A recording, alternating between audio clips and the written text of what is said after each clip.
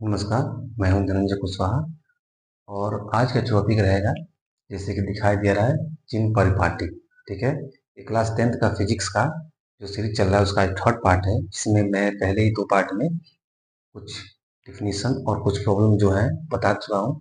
और आज इसमें पढ़ेंगे हम लोग चिन्ह परिपाटी। ठीक है, इस चिन्ह परिपाटी में क्या है कि सबसे बड़ी प्रॉब्लम होती है बच्चों को कि जब इसमें दर्पण संबंधी जो फार्मूले बने होते हैं या फार्मूला से रिलेटेड जो भी क्वेश्चन आते हैं, प्रॉब्लम न्यूमेरिकल से आते हैं, उस न्यूमेरिकल में क्या होती है कि साइन रखना बहुत बच्चों को दिक्कत होता है कि साइन रखेंगे कैसे। जैसे पता है कि गोलीय दर्पण के 2 पार्ट है, अवतल दर्पण और उत्तल दर्पण। इन दोनों दर्पणों के लिए क्या होती है कि 3 महत्वपूर्ण पद होते हैं, जैसे कि वस्तु की दूरी, प्रतिबिंब की दूरी और फोकस दूरी। तो किस दर्पण में कौन सा पॉजिटिव होता है और कौन सा नेगेटिव रखा था, क्योंकि इसी के बेस पर हम नेगेटिव और पॉजिटिव के बेस पर ही दर्पण की गणना कर सकते हैं कि कौन सा दर्पण है, प्रतिबिंब किधर बनेगा, दर्पण के पीछे या दर्पण के आगे। ठीक है, आभासी होगा कि वास्तविक होगा, उल्टा होगा कि सीधा होगा, ये सारे क्या बताते हैं, साइन कन्वेंशन ही बताता है। ठीक है, तो इसमें देखिए ध्यान से, इस क्या किए हैं कि इस दर्पण को समझाने के लिए मैं पहले से फिगर बना चुका हूँ ऑलरेडी, ताकि टाइम वेस्ट ना हो। तो इसमें देखिए ये बीच वाला जो सेपरेट पार्ट है इसको हम 2 पार्ट में किए हैं, अवतल इधर वाला पार्ट है अवतल दर्पण और इधर वाला पार्ट है उत्तल दर्पण। ठीक है, अब इसमें देखिए, तो पता है कि जिस दर्पण में बाहरी की तरफ कलई की गई होती है और प्रकाश क्या होता है, अंदर से होता है प्रकाश का परावर्तन, ये अवतल होती है। और जब अंदर वाले पृष्ठ पर कलई कर देते हैं और प्रकाश का परावर्तन उभरे हुए तल से होता है तो वह होता है उत्तल दर्पण। ठीक है, ये सबको पता है। इसमें एक चीज देखने लगना है कि ये साइन कन्वेंशन तभी लागू होता है जब आप प्रतिबिंब, प्रकाश जो होती है हमेशा दर्पण के लेफ्ट साइड से ही, बाएं साइड से ही डाला जाएगा।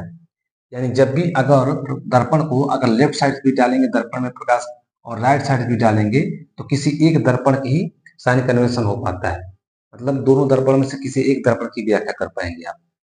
इसीलिए क्या होता है कि इस दर्पण की व्याख्या करने के लिए, साइन कन्वेंशन के लिए हमेशा याद रखें कि दर्पण के सामने जो वस्तु का रखा जाता है और वस्तु चलने वाली जो किरणें डाली जाती हैं वो हमेशा दर्पण के बाएं साइड से ही डाली जाती है। ठीक है, तो आइए शुरू करते हैं। अब यहाँ पे देखिए, जैसे कि कोऑर्डिनेट पढ़े, निर्देशांक ज्यामिति पढ़े हैं आप मैथ में, या संख्या रेखा जो पाई जाती है उस पर पता है कि ओरिजिन पॉइंट होती है 0।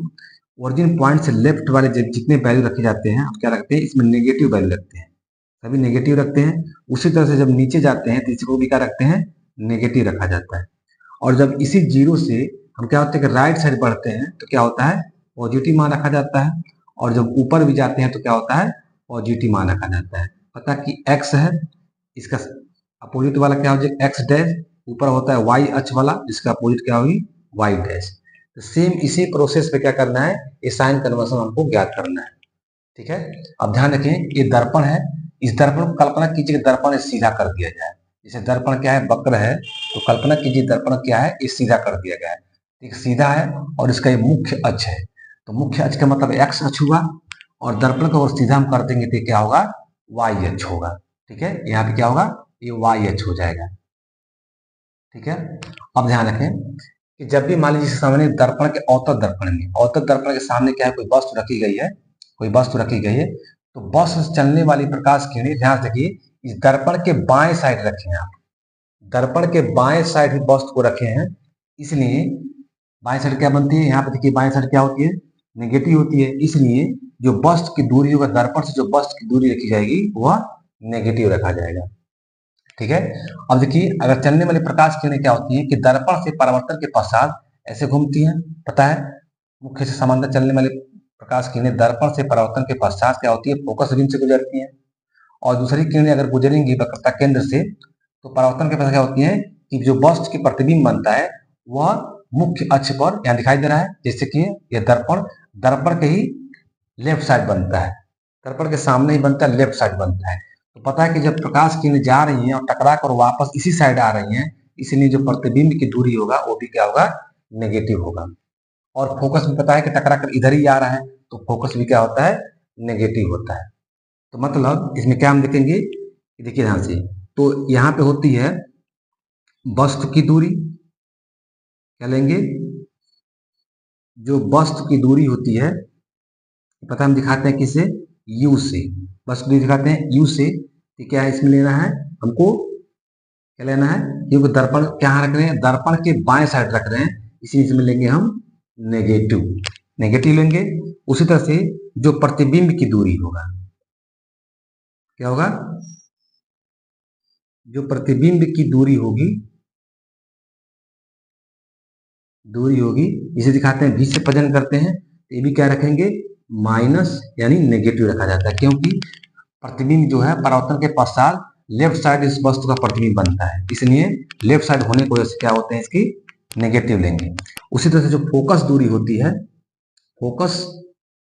जो फोकस दूरी होती है,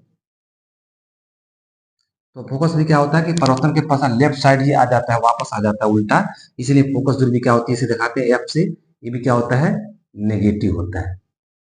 ठीक है। और उत्तर दर्पण में देखिए, यहां से उत्तर दर्पण क्या बताए थे, किसी भी दर्पण में बस हमेशा क्या दर्पण के बाएं साइड रखते हैं, तो मतलब कि जब दर्पण है तो बाएं साइड जब वस्तु रख दिए तो जाहिर सी बात है वस्तु की लंबाई भी इसमें क्या होगी, जो वस्तु की दूरी होगी इस दर्पण में भी क्या होगा, नेगेटिव होगा। तो सॉरी, तो जो वस्तु की दूरी होगी, वो क्या होगी, नेगेटिव होगा। ठीक है। और प्रतिबिंब की दूरी क्या है, जो प्रतिबिंब की दूरी होगी, ध्यान रखिए कि उत्तल दर्पण में क्या होता है कि प्रतिबिंब क्या होती है कि दर्पण से, ध्यान दीजिए, जैसे दर्पण उत्तल दर्पण है तो प्रतिबिंब जो प्रकाश किरणें चलती है तो परावर्तन के पास ऐसे हो जाता है, ऊपर की तरफ मुड़ जाता है, तो क्या होता है कि मिलती हुई कल्पना करते हैं, यहाँ पर मिलती हुई प्रतीत होती है।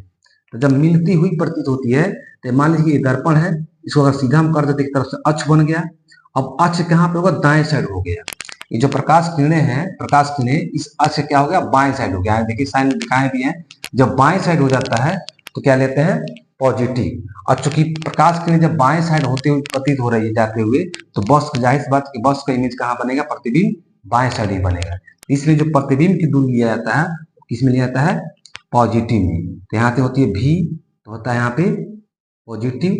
और जो फोकस दूरी होती है, फोकस दूरी क्या होता है कि दर्पण के दाएं साइड चला जाता है फोकस, ठीक है, हालांकि मेन फोकस क्या होती है, टकराकर वापस लौट जाता है, लेकिन जाते हुए प्रतीत होती है, इसलिए जो फोकस दूरी होती है, फोकस दूरी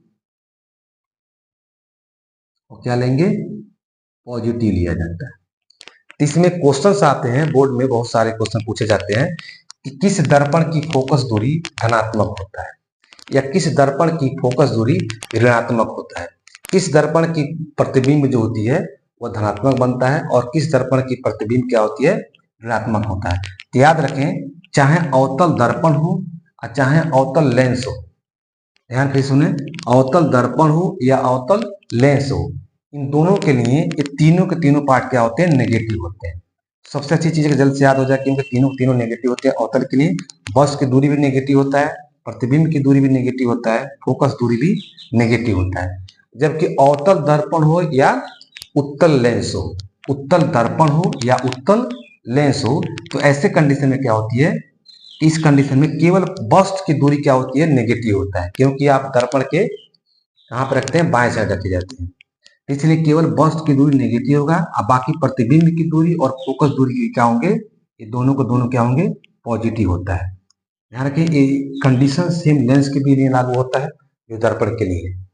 ठीक है, ये नीचे आया है तो क्या होगा, नेगेटिव आएगा, बाएं साइड जाएगा ये भी क्या होगा, नेगेटिव होगा, ऊपर है तो पॉजिटिव होगा। देखिए दाएं साइड जा रहा है, मुख्य से क्या हो रहा है, दाएं साइड जा रहा है, यहाँ जो एक्स वाई अक्ष है, वाई अक्ष के दाएं साइड जाने का मतलब ये क्या है, पॉजिटिव होगा। नीचे आ रहा है तो नेगेटिव होगा, ऊपर जाएगा तो पॉजिटिव होगा। उसी तरह से नीचे आ रहा है, देखिए ये वाई अक्ष के लेफ्ट साइड है, नीचे आएगा तो क्या होगा, ये नेगेटिव होगा, इधर जाएगा तो ये भी क्या होगा, नेगेटिव होगा, ऊपर जाएगा तो पॉजिटिव होगा। यहाँ पे देखिए अब मुख्य से क्या है, दाएं साइड है, तो दाएं साइड नीचे आएगा तो नीचे आने पर ही नेगेटिव लेते हैं, ठीक है, इधर जाएगा तो पॉजिटिव लेंगे, फिर ऊपर जाएगा तो पॉजिटिव लेंगे।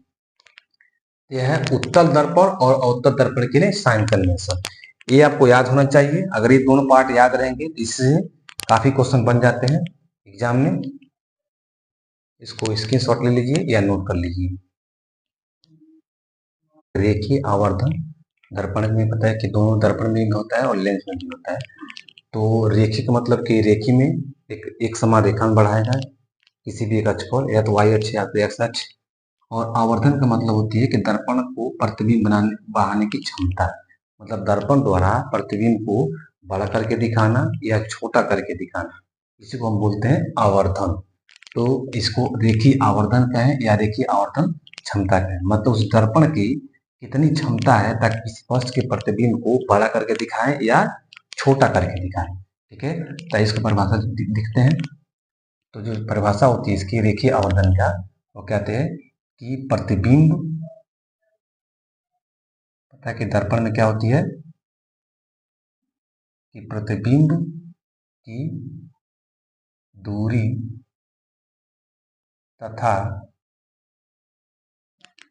वस्तु की दूरी, वस्तु की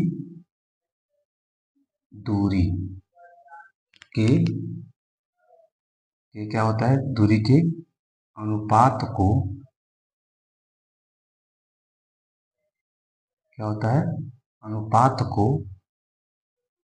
दर्पण का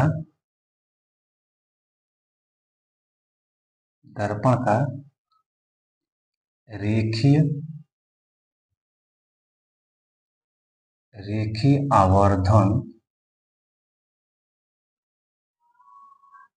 कहा जाता है।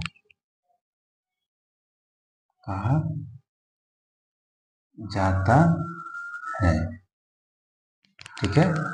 और क्या करते हैं कि इसे जो रेखीय आवर्धन होता है, इसको अंग्रेजी होती है, ठीक है, लीनियर मैग्निफिसेंट।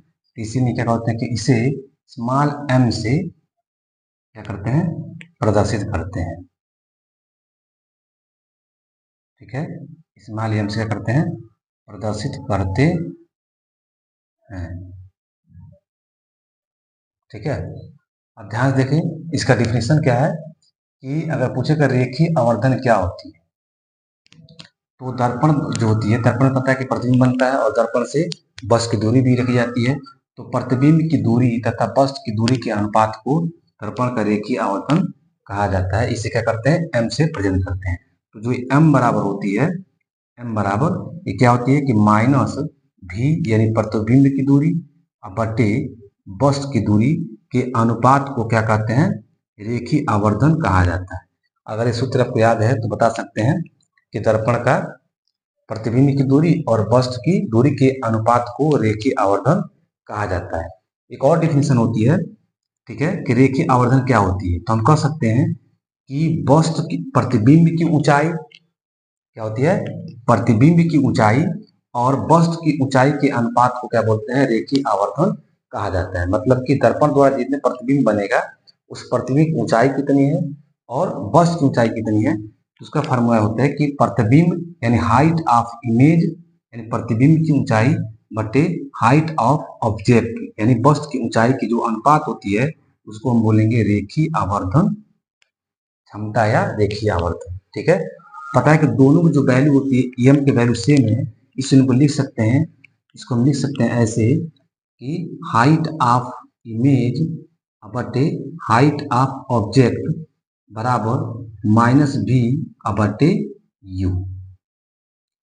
ठीक है, इस सूत्र का प्रयोग सबसे ज्यादा कहाँ पे होती है कि जब आपको न्यूमेरिकल्स बताएंगे तो उस न्यूमेरिकल में एक थर्ड कैटेगरी के न्यूमेरिकल साथ ही बताएंगे, उसमें कैटेगरी वाइज बताएंगे, जिसमें पूछेगा कि एक वस्तु के सामने, दर्पण के सामने इतनी 3 सेंटीमीटर 4 सेंटीमीटर 6 सेंटीमीटर वस्तु रखी गई है। ठीक है, तो जब दर्पण के सामने वस्तु हम रख देंगे तो उस कंडीशन में क्या करेंगे, सबसे पहले हमको इसमें रेखीय आवर्धन को निकालना पड़ेगा, तब जाके उस मेन फार्मूला में अप्लाई करना होता है। ठीक है, तो इस फार्मूले को नोट कीजिए, अभी इसका डेरिवेशन करा रहे हैं। आइए तो रेखीय आवर्धन से संबंधित कुछ टर्मिनोलॉजी देखते हैं। ठीक है, यह रेखीय आवर्धन से कुछ पद, जैसे कि इसको पद को अगर याद रहेगा तो सवाल को लगाते समय कोई प्रॉब्लम नहीं आएगी। ठीक है, और किसी भी कंपटीशन में ये अक्सर क्वेश्चन पूछे जाते हैं और पूछे भी गए हैं। ठीक है, तो रेखीय आवर्धन संबंधित कुछ टर्म है, जैसे कि पहला है, यदि यम का मान ऋणात्मक है तो प्रतिबिंब क्या होगा, वास्तविक होगा। पता है कि वास्तविक प्रतिबिंब हमेशा अवतल दर्पण नहीं बनती, एक कंडीशन को छोड़कर। ठीक है। बाकी सभी कंडीशन में क्या होती है, अवतल दर्पण में वस्तु हमेशा वास्तविक प्रतिबिंब बनाता है। इसका मतलब है कि प्रतिबिंब जो होती है, अगर वास्तविक प्रतिबिंब है तो उसके लिए यम का मान सदैव क्या होती है, नेगेटिव होगा। दूसरा कंडीशन क्या है कि यदि यम धनात्मक है, यम क्या है, धनात्मक है, तो इसका मतलब है कि वस्तु, ठीक है, यहाँ पे देखिए यदि यम क्या है, धनात्मक है, तो प्रतिबिंब क्या होती है, आभासी होगा। मतलब आभासी प्रतिबिंब किसमें बनता है, उत्तल दर्पण में बनता है। तो जाहिर सी बात की उत्तल दर्पण की तरफ बात कर रहा है, तो इसका मतलब कि वास्तविक प्रतिबिंब के लिए नेगेटिव और आभासी प्रतिबिंब के लिए एम का मान पॉजिटिव होता है। ठीक है। तीसरी पॉइंट है कि यदि एम धनात्मक है तो इसका मतलब है कि वस्तु तथा प्रतिबिंब दोनों मुख्य अक्ष के ऊपर स्थित है। पता है कि उत्तल दर्पण में क्या होती है, जो वस्तु, कोई भी दर्पण है, वस्तु हमेशा मुख्य अक्ष से ऊपर ही रखी जाती है, बट क्या होती है कि जो प्रतिबिंब बनता है वो मुख्य अक्ष से नीचे और एक ऊपर बनता है। तो उत्तल दर्पण हमेशा मुख्य अक्ष से ऊपर बनती है वस्तु की प्रतिबिंब। ठीक है। तो कह रहा है कि यदि यम धनात्मक है, ठीक है, तो इसका मतलब है कि मुख्य अक्ष पर जो वस्तु रखी गई है, उस वस्तु और वस्तु का प्रतिबिंब दोनों को दोनों क्या होंगे, मुख्य अक्ष से ऊपर स्थित होंगे। अगला पॉइंट है कि उत्तल दर्पण के लिए एम का मान हमेशा क्या होती है, +1 से छोटा होता है। मतलब उत्तल दर्पण है, उसकी जो वैल्यू होगी एम का मान, उसके लिए वो +1 से हमेशा क्या हो, छोटा होगा। जबकि अगला पॉइंट है कि अवतल दर्पण के लिए एम का मान जो हमेशा होती है +1 से बड़ा होता है। ठीक है। अवतल दर्पण में क्या होती है, जो मान होती है सदैव +1 से बड़ा होता है। और एक होती है समतल दर्पण। वो वीडियो आप नहीं देखेंगे तो पहला वीडियो जाकर देख लीजिए, समतल दर्पण को डिटेल में एक्सप्लेनेशन किया हूँ। तो समतल दर्पण के जो होता है एम का मान प्लस हमेशा सदैव 1 होता है। और अगला है कि यह सूत्र दोनों दर्पणों के लिए मान्य है। पता है कि दोनों दर्पण मतलब उत्तल दर्पण और अवतल दर्पण, ये दोनों के लिए सेम सूत्र यही होगा। कौन सा सूत्र, ए वाला, इमेज हाइट ऑफ इमेज बटे हाइट ऑफ ऑब्जेक्ट बराबर -v बटे u। ठीक है। तो ये जो सूत्र होगी, ये उत्तल दर्पण और अवतल दर्पण दोनों के लिए कंडीशन क्या है, सत्य होती है। इसमें ध्यान रखना है कि v क्या नेगेटिव होता है, u पॉजिटिव यहाँ पे रखा जाएगा। अब इस सूत्र को कुछ समय बाद डेरिवेशन कर रहे हैं, तब तक इसको स्क्रीनशॉट ले लीजिए। आइए, तो अगला पॉइंट है रेखीय आवर्धन के लिए सूत्र। ठीक है। जैसे मैं बताया था कि यदि रेखीय आवर्धन जस्ट इसके पहले पढ़ाया हूँ, तो रेखीय आवर्धन के लिए क्या है, आप सूत्र का डिराइव करेंगे हम फार्मूला का, कि फार्मूला इसका होते कैसा है। ठीक है। चलिए, तो चित्र में देखिए कि एक अवतल दर्पण है, अवतल दर्पण है जिसके द्वारा क्या है, M1 और M2 है। मतलब माउथ है, उसके मुंह है। ठीक है, दो मुंह है, इसको होते हैं M1 और M2। और जब अवतल दर्पण है तो इसके कुछ पॉइंट होते हैं, जैसे कि ये ध्रुव है P ध्रुव, ये फोकस इसका बिंदु है, फोकस बिंदु। ठीक है, यहाँ दिखाई दे रहा है। और इसका क्या है, वक्रता केंद्र यहाँ पे C है। ठीक है। अब जो दर्पण के मुख्य अक्ष है, जो मेन एक्सिस है, P और B, पी भी क्या है, ये दर्पण के मुख्य अक्ष है। अब मुख्य अक्ष पर क्या है, एक वस्तु AB रखा गया है। चित्र में देखिए ध्यान से, क्या रखा गया है, एक वस्तु AB रखा गया है। ठीक है। अब वस्तु A से मुख्य अक्ष के समांतर चलने वाली किरणें क्या होती हैं कि दर्पण से परावर्तन के पश्चात हमेशा फोकस से गुजरती हैं। आप लोग पहले से पता है, ठीक है, कि क्या होती है कि जो वस्तु ए से चलने वाली जो प्रकाश किरणें दर्पण से परावर्तन के पश्चात क्या होती है, फोकस बिंदु से गुजरती हैं। पहली किरण हो गई। और दूसरी किरणें जो वक्रता केंद्र की तरफ आ रही हैं, वक्रता केंद्र से होकर जाने वाली जो प्रकाश किरणें होती हैं, तो क्या होती है, दर्पण से परावर्तन के पश्चात उसी मार्ग पर वापस लौट जाती है। पता है कि जो वक्रता केंद्र होती है, दर्पण का सेंटर होता है। तो उधर से किसी भी डायरेक्शन से आप किरणें प्रकाश डालेंगे तो दर्पण से परावर्तन के पश्चात क्या होती है, उसी मार्ग पर कि मुख्य अक्ष पर जो वस्तु ए बी है, ए से चलने वाली प्रथम किरणें दर्पण से क्या होती है कि परावर्तन के पश्चात फोकस से गुजर रहा है, यहाँ फोकस से आ रही है। और जो दूसरी किरणें क्या है कि दूसरी किरणें वक्रता केंद्र से होकर आ रही हैं, जो परावर्तन के पश्चात उसी मार्ग पर वापस हो जा रहा है। तो मतलब ये प्रथम किरण इधर से आ रहा है और दूसरी किरण वक्रता केंद्र से होकर आ रही है। तो जिस पॉइंट पे दोनों किरणें काटती हैं, वहीं पे क्या बनता है, वस्तु का प्रतिबिंब बनता है। ठीक है, वहीं पे क्या बनता है, वस्तु का प्रतिबिंब बनता है हमेशा। जहाँ प्रतिबिंब बना है, यानी वस्तु ए बी का प्रतिबिंब क्या है, आई डैश और आई। बाकी जब ये कॉन्सेप्ट क्लियर है आपको, ठीक है, किरण किधर से आ रहा है, किस पॉइंट से कहाँ से गुजरता है और कैसे इसके रूल होती हैं, तो ये बाकी जब उसी के क्या होता है, किसी पॉइंट को मानना पड़ता है, किस पॉइंट पर गुजरती है, क्या क्या पॉइंट होता है, उसी पॉइंट को यह सभी को लिखना पड़ता है। ठीक है, कोई विशेष बात नहीं है कि इसको लिखना ही कंपलसरी है, बाकी मेन कंसेप्ट आना चाहिए सीधे। और उसको जो जो पॉइंट आप माने हैं, ये कंसेप्ट क्लियर है, किसी पॉइंट को बस क्या करना है, इसमें नोट कर देना है। ठीक है, होगा यहाँ पे देखिए कि जो त्रिभुज कोण है या त्रिभुज ए पी बी और बी पी आई क्या है, ये दो